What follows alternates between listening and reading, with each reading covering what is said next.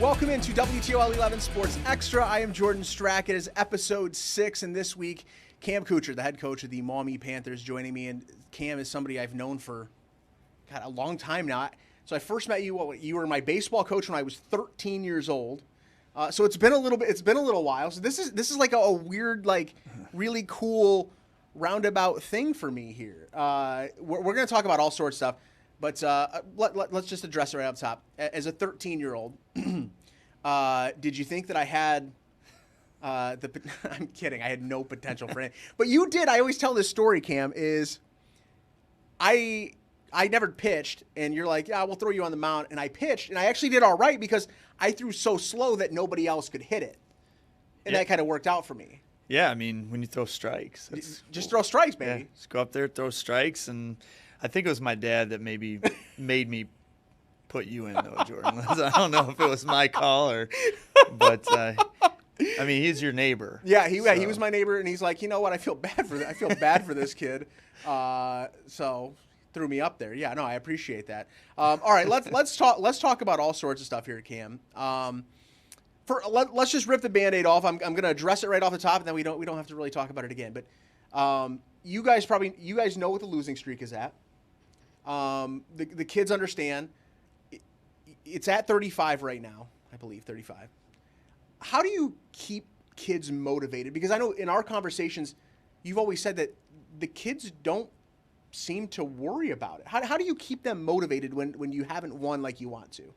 Yeah, I guess I didn't even realize it was at 35, so thanks for that. Sorry. But, no. I'm sorry, man. I apologize. I told you, we're going to rip the Band-Aid off. I know. I appreciate it. No, as far as the losing streak is concerned, I mean, we've won one game in the past, 5 years, I guess you could say, because they were 0-10 the year before I took over. We won one game my first year. We beat Southview at home on kind of like a last-second throw into the end zone. So that was kind of one of those things where it could have gone either way too. So, I know, not last week, Friday, but the Friday before, we're up by 11 with 5 minutes to go, and just some things didn't go our way. So, how do you keep kids motivated? I mean, that's a question a lot of people ask me, and it's, you keep thinking about it. And I just don't worry about outcomes at this point. I don't know if it's me or because I feel the way I do or because I'm acting the way I am that the kids maybe just follow suit. But, we've got a great culture in our program, and it's about, being process-oriented over outcomes, and we want to win. Right? Yes. That's why we're playing the game, and the kids want to win, and the coaches are upset and, frustrated after the games. And then we just kind of turn the page, and, I tell kids all the time, like, I wish I had something I could say to you right now, make you feel better about yourselves. And, after the loss against Northfield, I'm like, we were there. And I'm proud of you guys. It's probably the last thing you want to hear right now, that I'm proud of you guys. But, I told them I was proud of them, and, we just not ready to win, I guess, yet. And so, how do you keep kids motivated? I think just continuing to preach your culture and what you're about and breathe energy into kids and make it about being a transformational coach over a transactional guy. And there are so many lessons that you can learn through sports and football specifically that go above and beyond winning and losing. So I think that's where we're at as a program, and maybe that's the answer. It's kind of lost on me now, but I think just, being a culture guy and talking about lessons and those types of things make it worthwhile. I think it was. Maybe I'm wrong on the number. But it's something like that. Who cares what the number is right now? It's not a big deal. It's not important. We're looking ahead now. How do you stay positive? Because I know so many coaches live and die with each loss, and it just drains them, and it consumes their life. How do you not let it just pull you down, and how do you stay positive? Because you're so positive all the time.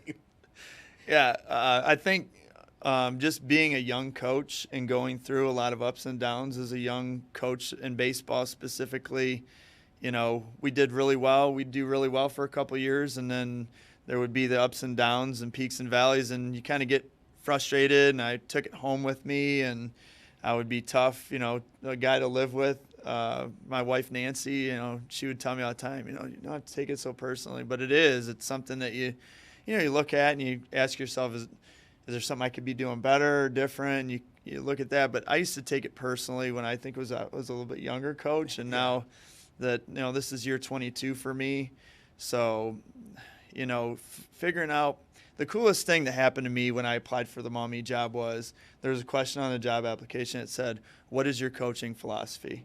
And I'm like, I have one, but I've never really put it on paper before. So putting that on paper and understanding who I am and what my why is for coaching. My why for coaching and teaching is to positively impact people.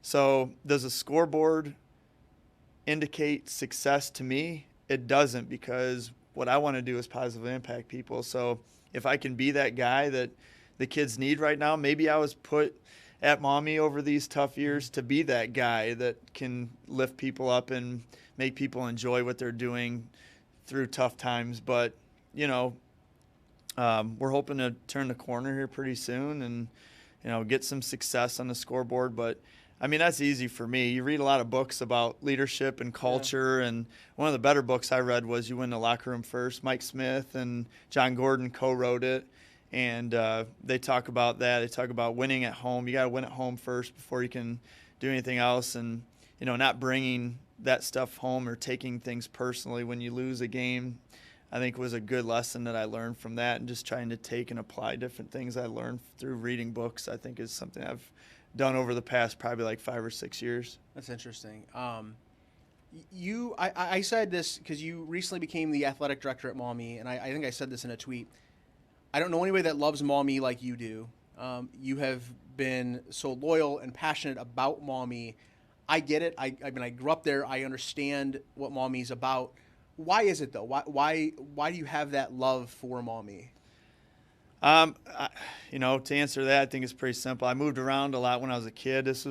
Maumee was my 6th different school district by the time I was in 6th grade. So, my stepdad was a hotel manager, so we moved around. We lived in Indianapolis, West Des Moines, Iowa, East Lansing. We were all over the place. So when we landed at Maumee, my mom said, "I don't care what happens from here. We're not leaving." So, we lived in 4 different houses in Maumee. When we got here, my mom, was a single mom raising 4 boys by herself. My grandma lived with us, but so she kind of just, made it a point to make Maumee our home. And so it's a place that I've been the longest. It's a place where I feel like the most people have impacted me. So, I knew I wanted to become a teacher after having so many really great role models and people that have impacted me over the time that I was in Maumee. So I, said, I want to do that for other people. And Maumee has been so great to me. I owe it back to the city to do great things for it, really.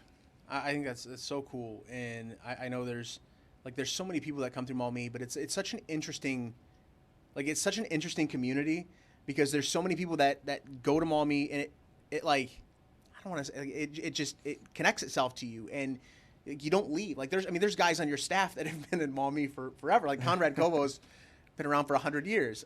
He's gonna kill me for that. But it's that Maumee feel. There's teachers there that have been there forever. There's community members that just stay there, and there's something about that town that is really, really special. And I think it's such it's like a small town feel, but it's not like a tiny town. But it's a cool vibe in the city.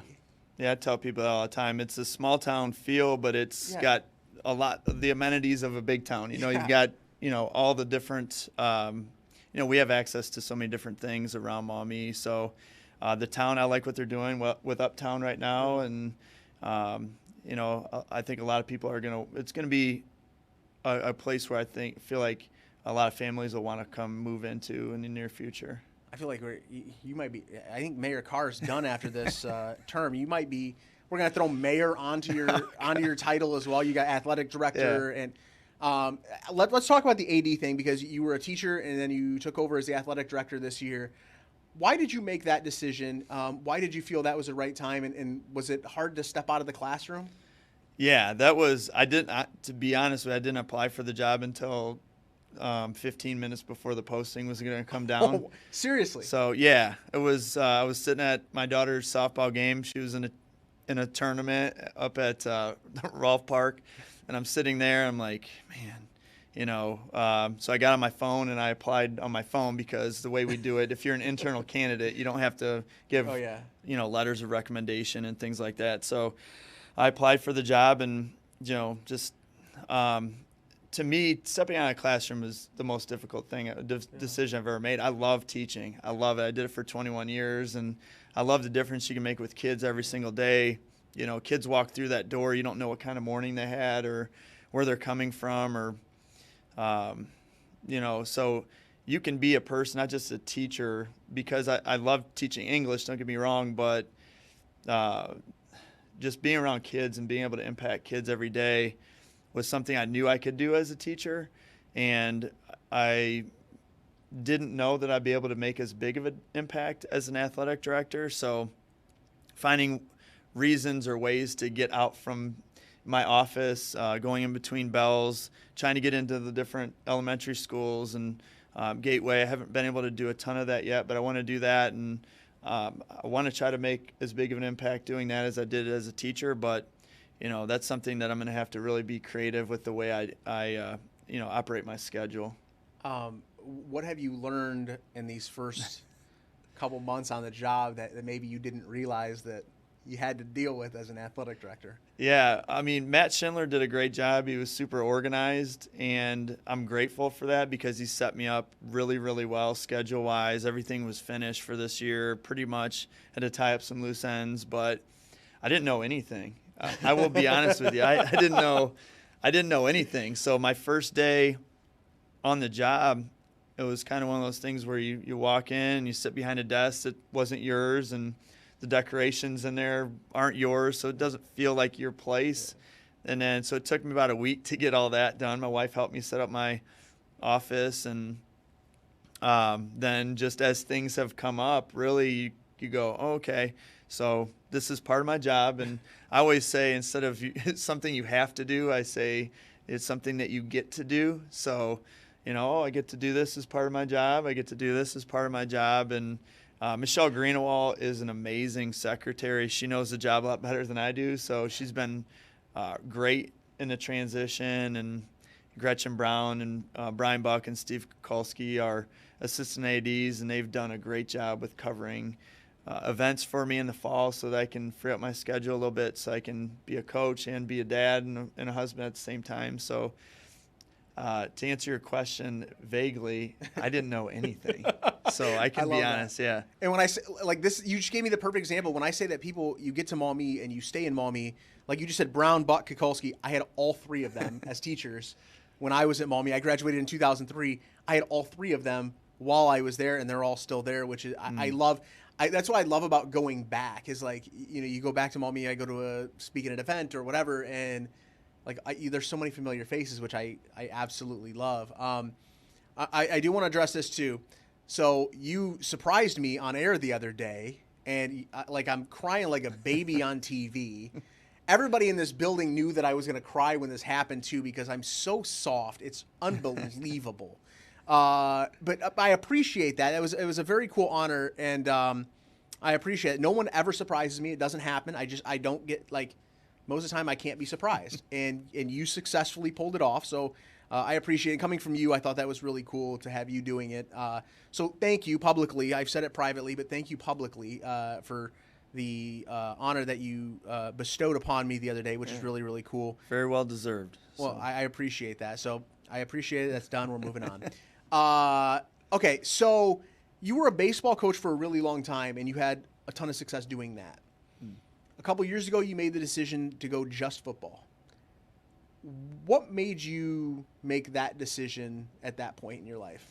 That was a really tough one, too. And I don't know, I know it's over with, so I can share the finer details, but Matt Schindler basically came to me as AD, and he said, what will it take for me to get you to apply for this job? And I said, I've been thinking about it, but I really enjoy coaching baseball, and we're having success and I've got a good team coming back and all these things. And, and also it was January, Yeah. So baseball season was right around the corner. It's funny because our baseball coach just resigned recently, so we went through that process again, and a lot of people were like, "Are you gonna coach baseball too?" I said, "No, I enjoy my marriage too much to do that." So, and spending time with my kids, I get a chance to coach my daughter's softball team, and then go watch my younger daughter Blake play as well. So that's a way for me to still stay involved, and sure. I still do a lot of swing breakdowns and learning about different things. But I enjoy it. I guess the reason that I applied for that job, I didn't take it, it was earned, but was because I felt like I could make a bigger impact on the school and community as a football coach than I did as a baseball coach. It's a bigger platform. Yeah. I had some ideas that I thought would be good to kind of combine band and football and cheer and dance and the community, and we did that really well for a couple of years, and then COVID hit, and then now we're starting to get back on track with a lot of those things. But it was just, again, an opportunity for me to do something that I felt like could make a bigger impact. And I was asked, I just said, "I thought you were a baseball guy," and I'm just a Maumee guy. And again, I want to make sure that I'm able to be in a platform to where I can do some things I feel like are impactful for our students. You were a baseball guy for a long time. You played in college, right? At Defiance? Yep. Right? So you were a baseball guy, and that's a hard thing to just not do. Yeah. Do you ever catch yourself like getting the baseball itch or going to watch a game or sitting there thinking, "Oh God, I would have bunted him over. Or I would have maybe throw a hit and run on here." Do you ever catch yourself doing those kind of things? Not directly related to our program. Okay. I kind of I get the opportunity to coach my daughter Julia, and I've learned a lot from her coaches too, just about softball and just trying to learn as much as I can. And I do have the itch to coach. I told we just hired Todd Erie to be the head baseball coach, and he's a good friend of mine. He was my assistant varsity coach for a long time, so I told him I'd come out and help. So maybe I'll be able to do that. My wife doesn't know that I said that yet, so if she's paying attention to this. Yeah, she's gonna watch this podcast. Yeah. Oh my God, what is he thinking? My phone's blowing up right now. So no, I think that'll be a good opportunity for me to get involved. And I didn't want to step on Brian's toes because Todd coached the baseball team for 2 years, and then Brian Nagy did. I want to step on his toes, and if he wanted my help, I would have helped. But just trying to find ways to let people put their own stamp on things, I think is important as well. I think I have just being uniquely situated with knowing so many people from Maumee. People say, "Well, you can't win in Maumee. You can't win. It's not possible. They're landlocked, or there's this or that." Can you win at Maumee? Absolutely. I can tell you, a program takes a long time to build. It was funny because I was on the phone. I was buying new headphones last year, and the guy that I was buying my headphones from was like a head football coach in New York or something like that for like 15 years. And I was just talking to him. We were getting to know each other. He's just a really good dude. So we're talking on the phone, and he's like, "How long you been head coach?" I said, "Well, I just finished my third year, going into my fourth year." And he's like, "How's your program doing?" I said, "Well, we've won one game in the past 3 years, and the year before that we were 0-10 as well." He's like, I said, "But I've heard it takes about 4 years to build a program." He goes, "More like 5." And I was like, "Oh, all right. Well, then." I like this guy. Yeah. So, he's giving me some building excuses. I feel like in baseball, we won right away, but I won with Dave Duguay's guys, and I won with his philosophy and his coaching style and his structure and culture. I won with that. Then we struggled for about 4 years, and then we started winning a bunch, and it was consistent, and it was repetitive, and our kids were teaching other kids how to lead, and it was awesome. It ran itself. And I feel like once we get our unification of our culture, we hired a culture consultant, Tree Beekman, to come out and help us out with this a little bit too. And so we're doing some things with that to try to unify our sports teams. And I think that when you do things at a certain level and you can unify and you can establish the way you want to get things done, just like in our baseball team. And this is no knock, Dave Hall is a great coach, and he's an incredible mentor to me. He did some great things. He would do anything. If I needed anything, I could always ask him. But the last 3 years, and that's your biggest rival at Perrysburg. The last 3 years we played against them, we beat them 5 out of 6 times. Yeah. And the one time they beat us 2-1 at their place. Wow. So you can win at Maumee. Look at what our volleyball team has done. Our softball team's consistently winning. I feel like some of our other programs are ready to break out. I think our basketball team's going to have a really good year this year. And if you look at what we did in under John Bowles and his. Sure. I coached varsity football with him for a long time, and we won quite a bit then, and we were landlocked then. Yep. And we just had kids that bought into a certain way of doing things, and we stayed the course, and we won as a result of the culture that was built. Absolutely. I mean, I think it's possible. Everybody wants an excuse or the easy fix, and everybody wants we live in a world of instant gratification. Yeah. That's just it is what it is, and that's just how it is. And I think sometimes we have to deal with that. But yeah, sometimes things take a little longer than we would like. I get that. The other obviously hot topic, and that kind of fits into this, is Maumee's going to be moving to a new conference, the Northern Buckeye Conference. Was it hard for you guys in Maumee to make that decision? Because there is so much history with the NLL, and I think there are so many people that love the history and all those things. Was that a difficult decision to have to leave the NLL to go to the NBC? Personally, for me, it was based on pride in the history. And like I said, I came to Maumee in 6th grade, and it was Perrysburg.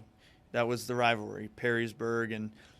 Coach LaFontaine used to say, well, Anthony Wayne thinks they're a rivalry. He called them our Burger King rivalry because we had Burger King and they didn't. So, man, what a guy. He was what a dude. Yeah. Oh, man. So he would say things like that, and, you're a young kid, and you're 12, and you buy into all the hype, and this is so cool. And, when I was in school, we beat Perrysburg all but my senior year in football, and we beat them in baseball regularly, and it was a good rivalry, and there were a lot of times the games were close. I think my junior year we beat them 9-6 at their place, and those are the things that you think of and you go, man, look at the history we have and the bell, and what are we going to do with the bell? And those are things that made it a tough decision. But what made it a little bit easier for me was the fact that I feel like collectively, it's not going to be easier in the NBC. Listen, you played Eastwood this year. You saw firsthand how good some of the teams are out there. Eastwood's legit. There's some good teams out there. Yes, and I feel like moving, all it does for us is it makes it more comparable. You can say, all right, are we doing what's necessary to move forward? Because right now it's hard to tell that, especially in football when we've got 7 juniors on our roster and 12 seniors. Wow.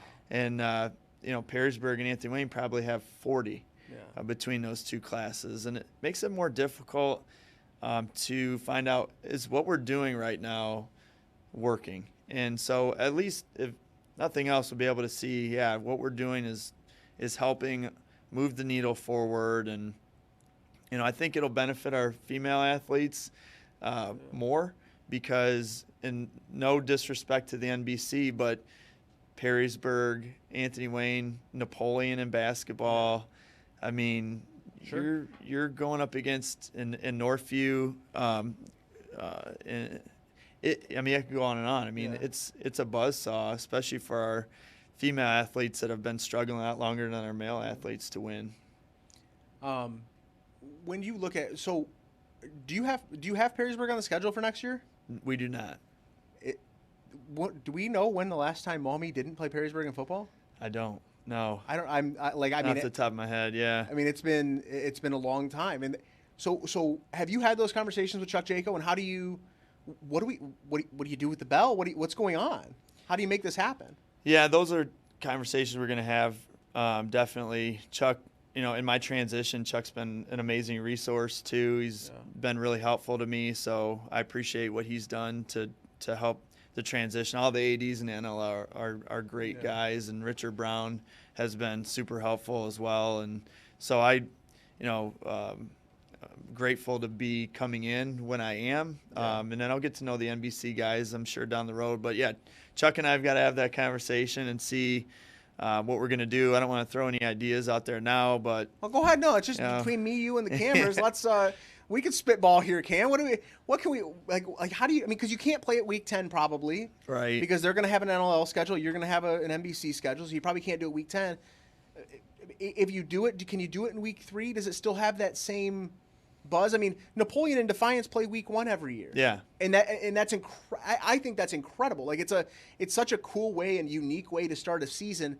And they play for the River Rock. I mean, there are things you could do, I assume. I'm just talking I'm just the stupid sports guy who talks on TV, so what do I know? I do know our non-league is locked in for the next 3 years, I believe. We play Springfield, Bryan, and Bowser. So it would have to be after that. And, we have had some success with our, younger kids, our 8th and 9th graders. We've had some success. So it's not like we're afraid to play. Sure. Perrysburg. We just felt like that was the right move for us to, play some more comparable teams. But, I'd even mentioned it when we were talking about the possibility of moving to the NBC with Todd Kramer and, the rest of the group that we were consulted on this. And could we play for the Bell in softball one year? Oh, okay. Could we play for it in, volleyball another year? That gets some more excitement around the other,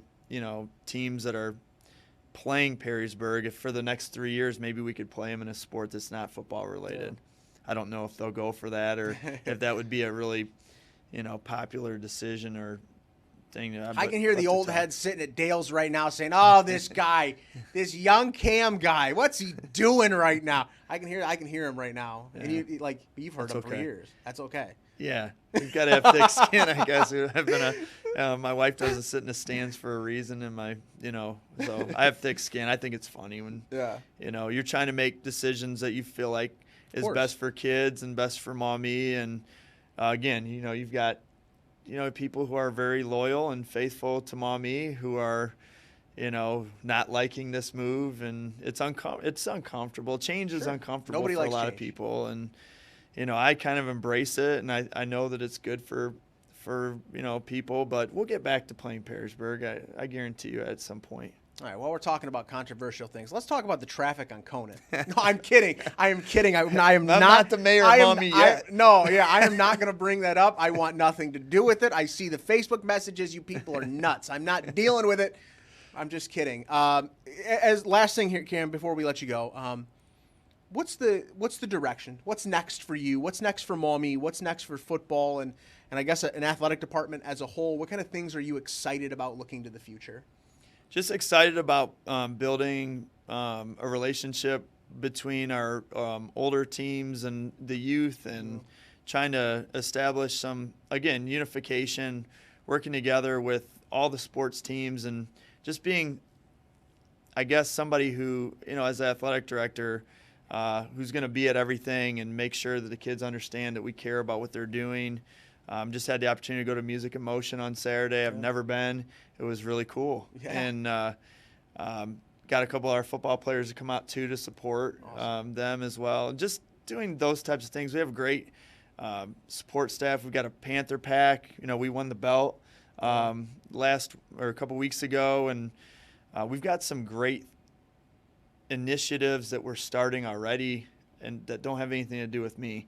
Yeah. It's things that our staff really wants to do to make people enjoy their experience at Maumee High School. And again, that's my goal. I want to positively impact people, and we have a great staff that's already starting to do that without me even having to insert my thoughts or feelings or ideas as it is. So I just look forward to continuing to work with those people to bring more excitement to our sports teams and keeping kids at Maumee and keeping kids excited about the great things that we have to offer.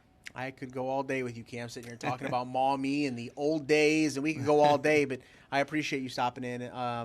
You're going to get this thing figured out. I have full confidence in you. I think you're going to get this thing figured out, and I wish you the best of luck in the future. Appreciate you doing this. Thanks for having me. Absolutely. All right, that's Cam Coutcher, the head football coach at Maumee High School. We'll see you back here next week for Sports Extra.